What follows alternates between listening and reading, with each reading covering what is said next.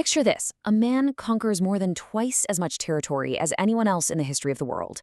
And then, he simply vanishes without a single physical trace.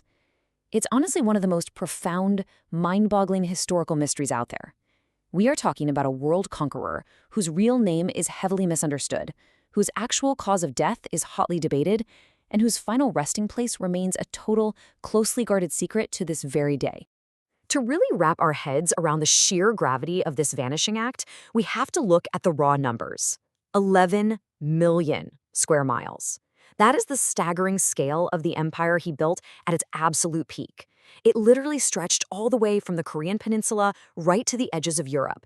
This was an empire that forcibly brought Eastern and Western cultures into direct contact and fundamentally shaped the modern world as we know it.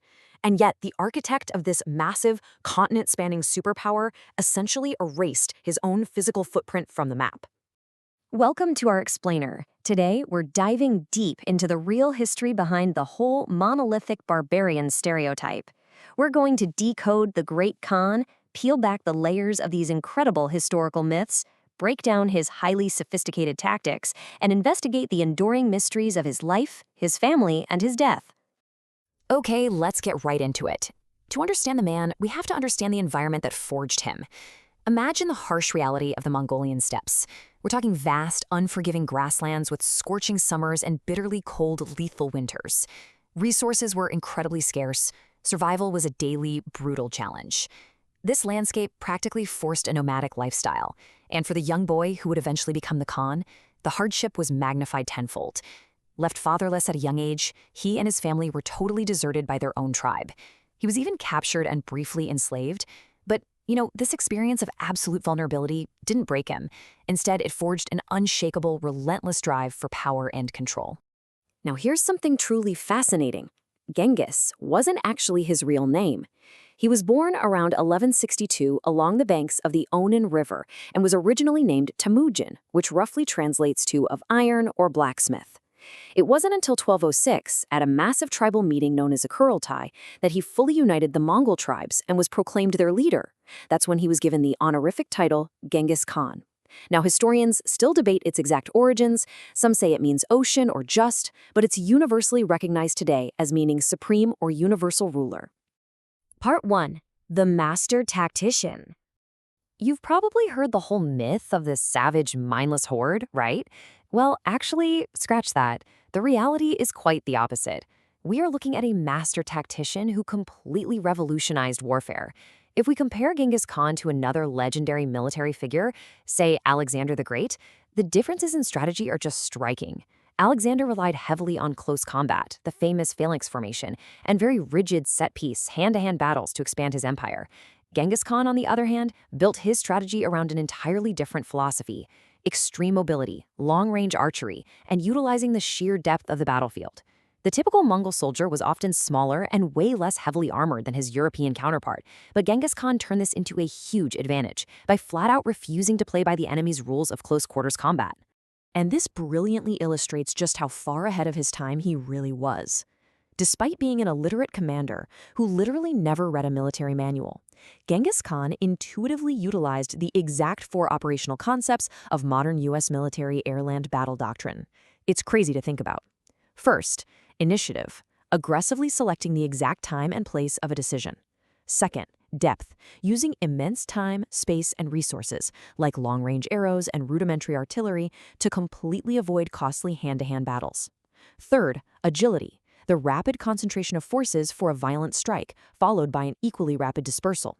And finally, synchronization, seamlessly coordinating various weapon systems to absolutely shatter the enemy's nerves before his heavy cavalry even initiated a charge. One of the most devastating applications of these concepts was the feigned retreat. The Mongols would pretend to be defeated and flee in a panic, sometimes for days on end. This masterfully manipulated the enemy's overconfidence. The pursuing forces would aggressively string themselves out, entirely breaking their own defensive formations. Once they were drawn deep into the trap, boom, whole detachments of fresh Mongol cavalry would suddenly appear out of nowhere, rapidly synchronizing their attack to overwhelm and utterly destroy the totally disorganized pursuers. It was a true masterpiece of psychological and mobile warfare. Part 2. The Hidden Architects. But military tactics alone didn't hold this massive empire together. We really need to shift our focus to a massive historical blind spot, the hidden architects of the Mongol Empire. As one historian put it so perfectly, the daughters were not prizes in a transaction, they were instruments of governance. That quote right there captures a fundamental truth about Genghis Khan's strategic genius. When he arranged marriages for his daughters with allied kings or tribal leaders, he wasn't just building polite family connections. He was actively deploying highly capable imperial representatives, and he backed their identity with the full terrifying military weight of the Mongol Empire. These women essentially functioned as the administrators of medieval globalization. I mean, their roles were immense. Administratively, they governed vital frontier regions and integrated diverse populations into the empire. Militarily, they commanded forces directly to suppress unrest and provided staggering logistical support. We're talking supplies, intelligence, and fresh horses, which the Mongol army's mobility completely depended on. Economically, they were placed at the most critical nodes of the Silk Road. They taxed trade, protected the merchants, and maintained the strict order necessary for the massive wealth and technological transfer that connected the East and West. They were literally the gardeners of this massive global circulation of goods and ideas. Part 3. A Dynasty Divided. So, as Genghis Khan aged, the incredible system he built faced an impending crisis. The intense political thriller of succession threatened to divide the whole dynasty. In the primary source text known as the Secret History of the Mongols, we find a genuinely shocking historical claim. Genghis Khan's eldest son, Jochi, was openly accused by his own brother Chagatai of being a Merkit bastard. This was a direct, incredibly dangerous accusation that Jochi was not biologically Genghis Khan's son, but rather the child of a Merkit tribesman who had previously kidnapped Genghis's wife, Borte. This single, explosive accusation set off a deeply consequential intradynastic conflict.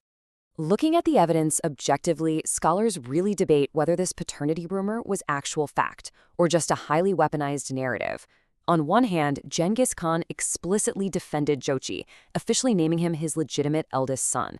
Jochi held major status in the Altan Urug, the sacred imperial lineage, and he was a highly successful pivotal military leader, particularly in the Western campaigns. But on the other hand, after Genghis and Jochi died, rival heirs, specifically the sons of Ogadai and Chagatai, were desperate to steal power and land from Jochi's descendants. Modern research strongly suggests these rivals likely used the secret history as political propaganda to delegitimize Jochi's royal line in a totally ruthless struggle for supreme power. Part 4. The Lost Tomb. This brings us to the final and perhaps most enduring mystery of Genghis Khan's life. To trace his final days, we have to look at his later campaigns. Even in his mid-60s, which was basically an ancient age by the standards of a life lived entirely on horseback, Genghis Khan just did not stop. He launched brutal, continuous campaigns deep into Chinese territories, like the massive invasion of the Western Xia. And it was during these final campaigns against the Tangut Kingdom that he finally died, in August of 1227. But how exactly? Well, the traditional narrative suggests he died from injuries sustained in a nasty fall from a horse. But other historical sources suggest he died from malaria, or maybe a severe arrow wound to the knee, or even a highly questionable account that he was murdered by a captive Chinese princess. Whatever the true cause was, upon his death, his followers immediately enacted extreme, highly secretive measures to completely conceal his body. The folklore surrounding his burial is elaborate and, honestly, incredibly bloody. According to legend, the soldiers guarding his funeral procession slaughtered every single person they came in contact with on the journey back to Mongolia. Then a second group of soldiers killed those guards, and finally, they killed themselves so that absolutely no living person would know the location. Other tales suggest a whole river was diverted over his grave to hide it, or that thousands of horses stampeded over the ground to flatten it out.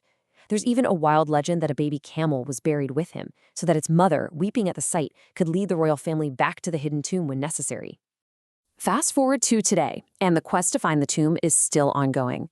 Most historians believe it lies somewhere near the secret Burkhan Khaldun mountain in the Hinti Mountains of Mongolia.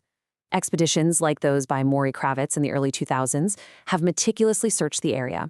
More recently, Dr. Albert Lin led an incredible project crowdsourcing satellite imagery, identifying 55 potential archaeological anomalies right from space.